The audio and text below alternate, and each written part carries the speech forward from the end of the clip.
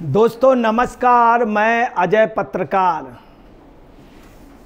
देखिए, बीएसएनएल को इम्प्रूव करने के लिए भारत सरकार लगातार प्रयासरत है। कांग्रेस ने एक योजनाबद्ध तरीके से बीएसएनएल को डाउन किया था और बीएसएनएल के अगेंस्ट के प्राइवेट सेक्टर को देने का सिर्फ निखाली से किसी ने काम किया था तो कांग्रेस ने किया था। आपको बता रहे हैं, बीजेपी की गवर्नमेंट के पहले भी जनता दल की गवर्नमेंट रही, बीपी सिंह की रही, देवेगौड़ा जी की रही, तमाम लोगों की रही, मगर उन लोगों ने ये काम नहीं किया था। कांग्रेस जब बीच में आती रही तो उसने सिर्फ प्राइवेट सेक्टर को ये पूरी इतनी बड़ी अच्छी व्यवस्था दे दी। मोदी के शासन में जो लॉस था वो कम हुआ। अब कांग्रेस एक योजनाबद्ध तरीके से इंडी गठबंधन के उनके इशारे पे, खास तौर से राहुल जी की एक योजनाबद्ध ये रणनीति के तहत उन्हीं की एक लीडर जो अभी हाल में जानी गई रोशनी कुशल, उनको भी पीछे से बैकिंग ज्ञान दिया गया और उन्होंने इतना झूठ बोला कि राष्ट्र के साथ एक बहुत बड़ा अपमान किया राष्ट्र का, और इतना झूठ बोला कि उनके ऊपर मुकदमा होना चाहिए, मुकदमा भी राष्ट्रद्रोह का होना चाहिए। चूँकि बीएसएनएल जो भारतीय संचार सेवा का था, बहुत बड़ी यूनिट थी और उसको डैमेज अगर कराया सिर्फ आपको सिर्फ कमीशन खोरी की वजह से कांग्रेस ने, ये आरोप हम नहीं लगा रहे, ये बीएसएनएल के कर्मचारियों ने उस समय भी कहा था। खास तौर से कांग्रेस ने ही जिस फैमिली की शादी में नहीं गए उसको इम्प्रूव करने में, उनकी जड़ मजबूत करने पे, आज इतना बड़ा साम्राज्य लाने पे सिर्फ यह हाथ रहा। तो कांग्रेस में राहुल जी की फैमिली का इतना, कांग्रेस का नहीं जितना राहुल जी फैमिली का। अब देखिए, बीएसएनएल की टाटा के साथ बड़ी डील गांवों में मिलेगी। फर्स्ट इंटरनेट बीएसएनएल पर कांग्रेस ने फैलाया झूठ। कांग्रेस ने की प्रवक्ता, नई एक प्रवक्ता हुई है कांग्रेस की, रोशनी कुशल। आपको बता दें, इनका पूरा नाम है रोशनी कुशल जायसवाल, ने कहा कि 2013 से बीएसएनएल का मुनाफा 10,183 करोड़ रुपए था और 2023 में घाटा जो है 13,356 करोड़ हो गया। कांग्रेस के झूठ का हुआ पर्दाफाश। 2013 में बीएसएनएल का 10,183 करोड़ के मुनाफे में नहीं बल्कि 14,979 करोड़ घाटे में थी। असल में आपको बता रहे, दुर्भाग्य है, कांग्रेस आरोप लगाती है, आरोप लगाना चाहिए, बहुत ज़रूरी है। कांग्रेस का जिंदा रहना भी ज़रूरी है, विपक्ष का मजबूत रहना भी ज़रूरी, मगर राहुल गांधी जी के जितने भी आरोप रहते हैं उनके लोगों के हमेशा गलत निकलते हैं। अभी राहुल जी ने इसे भारत सरकार पे, मोदी पे आरोप लगाए थे और अभी अग्निवीर पे लगाए राहुल जी ने, वो भी बिल्कुल गलत निकले। एक जगह गए, एक प्रायोजित वो करके दिखाया कि एक भी पैसा नहीं मिला, बहुत पुराना वीडियो दिखा दिया। खुद पत्रकार बन गए, क्वेश्चन करने लगे, अपने कैमरा लेकर के वहाँ चले गए। अभी उसमें शिपिंग उस पर चले गए, फिर रेलवे वाले उस पर चले गए, लोगों में। और ये देखिए, ये उनकी प्रवक्ता बोल रही, सारे डाटा झूठे हैं। अब ये दुखद बात है कि कांग्रेस में जो लोग स्क्रिप्टिंग करते हैं उनको अपने नेताओं को देना चाहिए, मैटर देना चाहिए। अभी ऐसे आपने देखा होगा कि उनके लिए, रजत शर्मा के लिए बड़ा गलत इन्होंने कहा, जबकि रागिनी नायक ने आरोप नहीं लगाया था। 2, 4, 5 दिन तक नहीं, फिर कांग्रेस ने एक स्क्रिप्टिंग की, गलत ढंग से वीडियो एडिटिंग करके, वो प्रूफ भी मिल गया।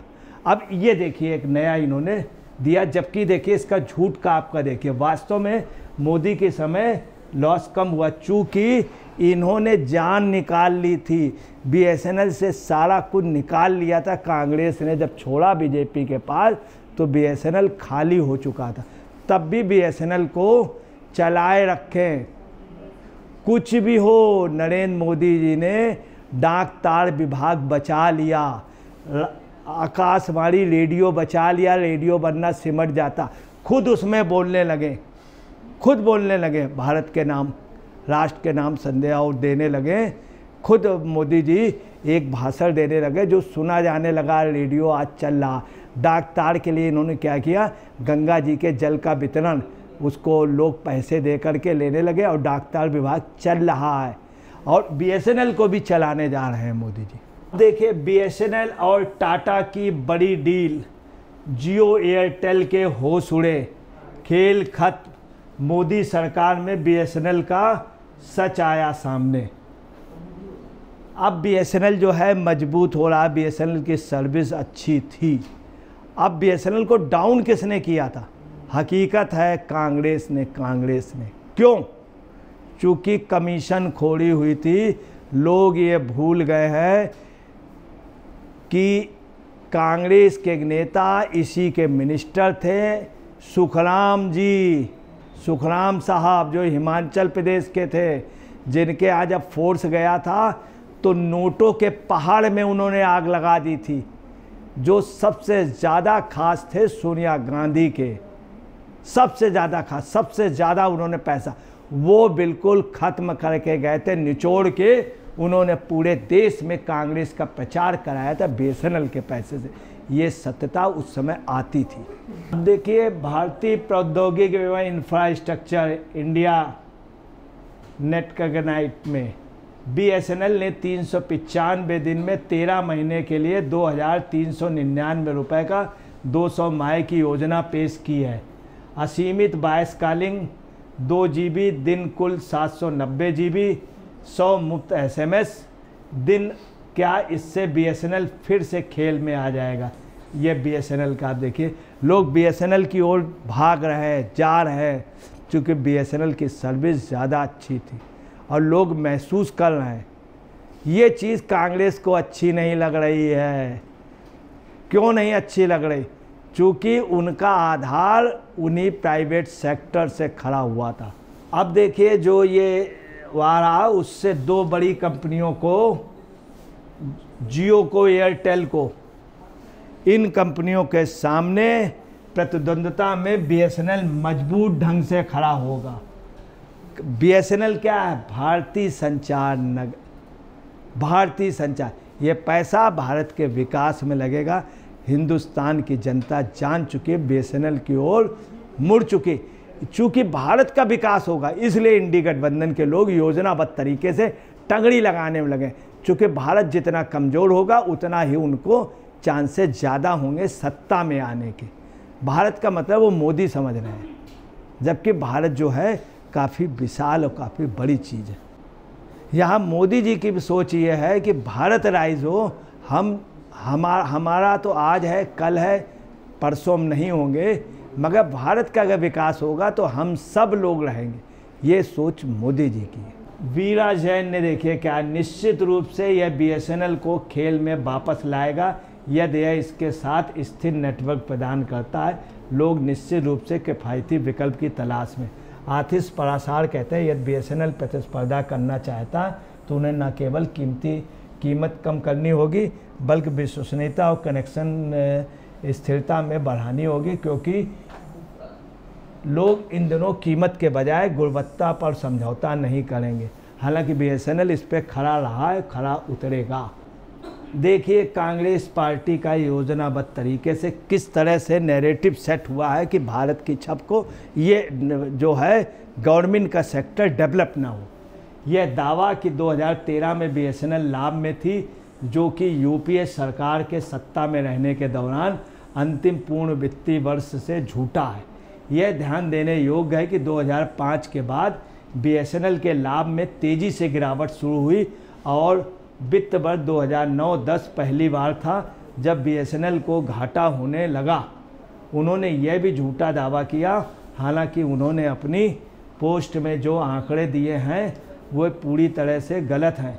कांग्रेस पदाधिकारी द्वारा बताए गए आंकड़ों के विपरीत 2013 में बीएसएनएल लाभ में भी नहीं था, बल्कि यह 14,979 करोड़ रुपए के घाटे में है।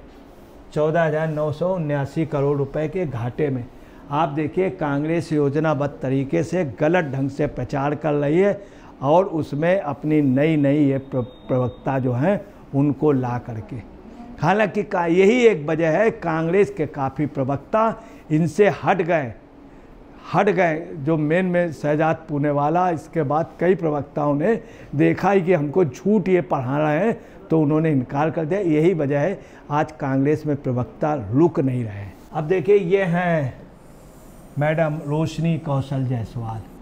आप फेक न्यूज़ इन्होंने क्या कि 2013 में BSNL का मुनाफा 10,183 करोड़ था, 2023 में 13,356 करोड़ हो गया। मित्रों, आखिर किसने बर्बाद किया BSNL को? ये बड़े उससे पूछ रहे हैं, मित्रों किसने बर्बाद किया? ये अपने आका से नहीं पूछ रही हैं कि उनके समय कितना कमीशन खाया गया। हुई सुखराम, शायद इनको नहीं मालूम, ये पढ़े सुखराम का क्या था। सुखराम का नोटों का पहाड़ जला दिया था। सुखराम का हिंदुस्तान के इतिहास में चीज़ एक चर्चा में थी।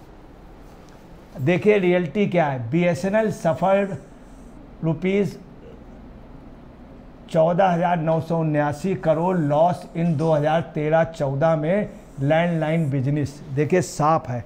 फिर BSNL loss witness to ₹8,161 crore in financial year 23 report.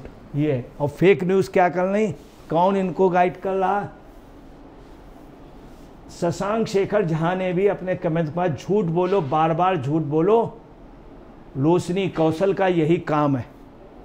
2013 में BSNL 10,183 करोड़ मुनाफे में नहीं बल्कि 14,979 करोड़ घाटे में थी। देखिए इतनी लेडीज़, बड़ी लेडीज़ जो अपने को प्रवक्ता बन रही है, उसको ये नहीं मालूम है कि 10,183 करोड़ मुनाफे में बता रही थी BSNL 2013 में, बल्कि 14,979 करोड़ रुपए घाटे में थे। देशद्रोह की कार्रवाई होना चाहिए, इमीडिएट अरेस्टिंग होनी चाहिए, इनके आकाओं से भी पूछताछ होनी चाहिए, उनको बुला करके उनके ऊपर चार्जशीट लगनी चाहिए और उनको रिमांड में लेना चाहिए जिन्होंने इनको ज्ञान दिया है। ऐसे ऐसे लोग हैं जो 30 साल से हिंदी बोलना नहीं सीख पाए। कुछ प्रवक्ता लिख करके उनको देते हैं दानिश्वर, तब भी नहीं हिंदी बोल पाते हैं। आप समझ लिए वो डाटास क्या लेंगे। 2023 में BSNL 13,356 करोड़ के घाटे में नहीं बल्कि 8,161 करोड़ का। आप देखिए कितना कांग्रेस झूठ फैला रही। सरकार को संज्ञान लेना चाहिए कि कांग्रेसियों पर कार्रवाई करनी चाहिए। बताइए, ये लोग लिख रहे हैं, शशांक शेखर झा वगैरह। ये हैं रोशनी जी, देख लीजिए इनको, कितना बढ़िया ज्ञान इन्होंने दिया है। मतलब सीधी कार्रवाई इनके ऊपर देशद्रोह की होनी चाहिए। इसलिए कहना पड़ रहा कि झूठे आंकड़े, इतने तगड़े झूठे आंकड़े, प्रवक्ता ऐसे लोग बनाए जा रहे हैं। अब चूंकि इनके पास है नहीं, सारे प्रवक्ता सब दूसरी पार्टी में चले गए, बीजेपी में। यह दावा कि 2013 में BSNL मुनाफे में थी, वह आखिरी पूर्ण वित्तीय वर्ष था जब UPA सरकार सत्ता में थी। यह फर्जी है, यह ध्यान देने योग्य है। 2005 के बाद BSNL के मुनाफे में तेजी से गिरावट शुरू हुई। 2005 कौन थे? कांग्रेस। कौन थे? किसकी चलती थी? सोनिया जी के इशारे पे हुकूमत चलती थी, मनमोहन सिंह जी की और राहुल जी के इशारे में।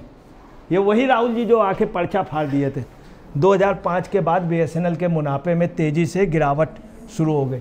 जब राहुल जी ने सपना देखना शुरू किया था कि मैं प्रधानमंत्री बन जाऊंगा, अभी थोड़े दिन मनमोहन सिंह को बना देना फिर बन जाऊंगा, तब की ये सीन है।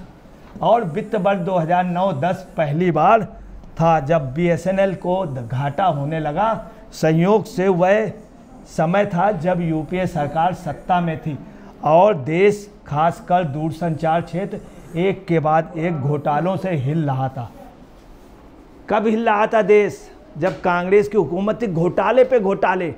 ये देखिए ग्राफ है, साफ दिख रहा है, आप देख सकते हैं ये क्या पोजीशन है। ये आप ईयर देख लीजिए क्या पोजीशन रही है। आप ये देखिए chart number 4, profit and loss. The chart shows profit and loss incurred by BSNL in crore rupees. ये प्रॉफिट एंड लॉस का है। आप देखिए ये साफ है। ये है 2004 का, कितना है, कितना लंबा घाटा आप देख सकते हैं।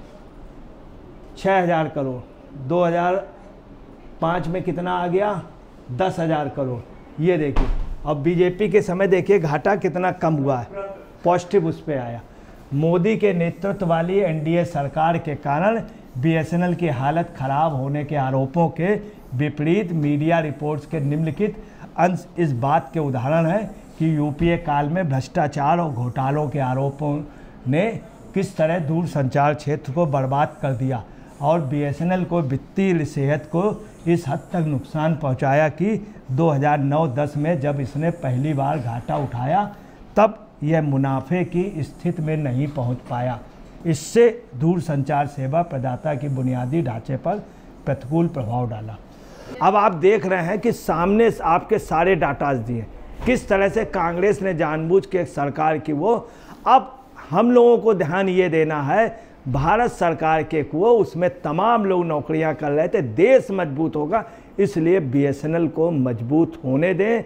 ये पार्टी लोग, राजनीतिक लोग एक अच्छी डेवलप होती संस्था पे अड़ंगे डाल करके सिर्फ भारत की उन्नति रुके, ऐसा नहीं होने देना चाहिए। दोस्तों नमस्कार, मैं अजय पत्रकार।